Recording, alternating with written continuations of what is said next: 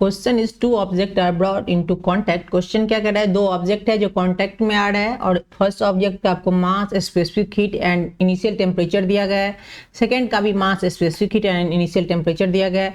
What is the final temperature of two mass after thermal equilibrium has been reached assuming the two object are thermally isolated। Question क्या कह रहा है, अगर दो object है, दोनों का हीट क्या है, अलग अलग है, तो ये जब कांटेक्ट में आएंगे तो क्या होगा, हीट का ट्रांसफर होगा, हीट का ट्रांसफर होगा तो ये क्या आ जाएंगे, इक्विलिब्रियम में आ जाएंगे।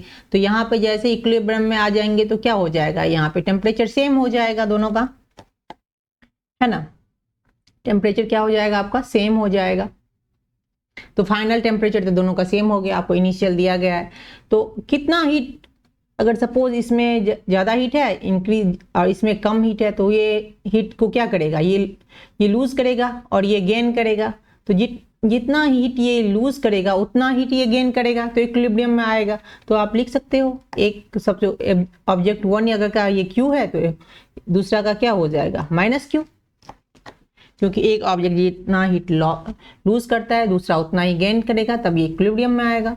ओके, देन आपको पता है Q इक्वल टू क्या होता है, Q इक्वल टू होता है आपका mc डेल टी, जहाँ m क्या है, मास है, c आपका स्पेसिफिक हीट, डेल टी क्या हो गया, टेम्परेचर डिफरेंस, जो आपका फाइनल माइनस इनिशियल का होगा। तो यहाँ पे ये m1 के लिए हम 1 रख लेते हैं, ऑब्जेक्ट 1 के लिए m1 c1, और ये आपका डेल टी को आप लिख सकते हो tf, टी फाइनल, और ये आपका हो गया t1 के लिए। ऐसे ही हम कर लेंगे माइनस m2 C2, और ये आपका क्या हो जाएगा, टी फाइनल और माइनस T2। टी फाइनल दोनों का इसलिए लिया एक ही रंग क्योंकि दोनों सेम ही है, सेम ही होगा, तो ये हो गया। तो इसको आप कैलकुलेट कर लो, तो ये आपको ऐसे लिख सकते हो इसको M1 C1 T final minus M2 C2, sorry M1 ही है ये, M1 C1 T1, और ये आपका आ जाएगा minus M2 C2 T final, और ये प्लस हो जाएगा, ये आपका हो जाएगा M2 C2 T2। तो इसको क्या करेंगे, इधर कर लेंगे और इसको इधर कर लेंगे, तो दोनों प्लस में आ जाएगा। ये आपका आ जाएगा M1 C1 T फाइनल, और ये आपका प्लस, ये हो जाएगा आपका M2 C2 T फाइनल, और ये आपका इधर हो जाएगा M1 C1 T1, यहाँ माइनस है, सेट प्लस आ गया, और ये प्लस M2 C2 T2। तो यहाँ से क्या करेंगे, टी फाइनल को कॉमन करके फिर इसको इस साइड कर लेंगे, तो ये आपका क्या आ जाएगा, टी फाइनल इक्वल टू आ जाएगा M1 C1 T1 plus M2 C2 T2।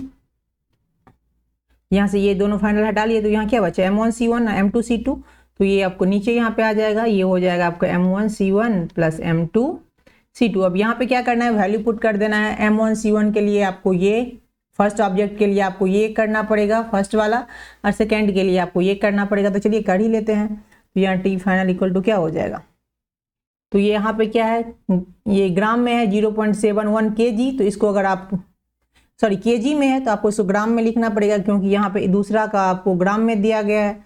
इसको भी हम ग्राम में लिख लेते हैं, तो इसको हम ग्राम में कर लेंगे, तो ये हो जाएगा 710 ग्राम। स्पेसिफिक हीट कितना दिया गया है, 0.36 जूल पर ग्राम डिग्री सेल्सियस, और आपको टेम्परेचर कितना दिया गया है, 51.4 डिग्री सेल्सियस, प्लस M2 के लिए 87.4 ग्राम दिया गया है, मास 87.4 ग्राम।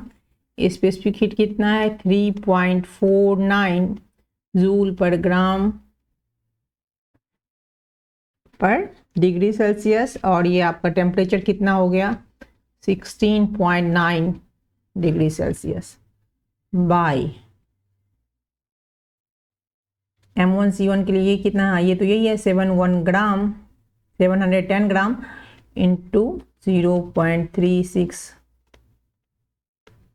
और ये M1 C1 है प्लस M2 C2, ये हो गया आपका 87.4 ग्राम इंटू 3.49 जूल ग्राम पर डिग्री सेल्सियस।